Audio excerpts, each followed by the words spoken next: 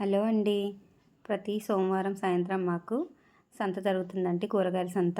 అందులో దాదాపు నేను ఎక్కువగా ఆకుకూరలు తీసుకుంటూ ఉంటాను. మిగిలిన కూరగాయలంటే దొరుకుతూనే ఉంటాయి కానీ ఆకుకూరలు మాత్రం సంత రోజు చాలా ఫ్రెష్‌గా దొరుకుతాయి.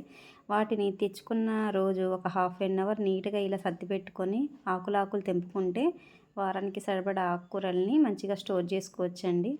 ఇలా సంతలో తెల్ల ఉల్లిగడ్డలు కనిపితే అవి కూడా తీసుకున్నాను. బెండకాయలు ఒక హాఫ్ కేజీ, ఉల్లికాడలు, పాలకూర, చుక్కకూర వీటిని ఇలా ఆకులుగా తెంపుకొని కవర్లో నీట్గా ఎత్తి పెట్టుకుంటే వారానికి సరిపడా ఆకుకూరలు మంచిగా ఫ్రెష్గా ఉంటాయి. అలా ఆకులు తెంపుకున్న ఆకుకూరల్ని నాప్కిన్లో స్టోర్ చేసుకున్నట్లయితే ఒక్క ఆకు కూడా పాడవదండి. 1 వీక్ కాదు 10 డేస్ వరకు అయినా సరే ఆకు మంచిగా ఉంటుంది. మీకు కనుక ఈ టిప్ నచ్చితే మీరు కూడా ఇలా ఫాలో అవ్వండి. మంచిగా ఆకుకూరలు ఉంటాయి.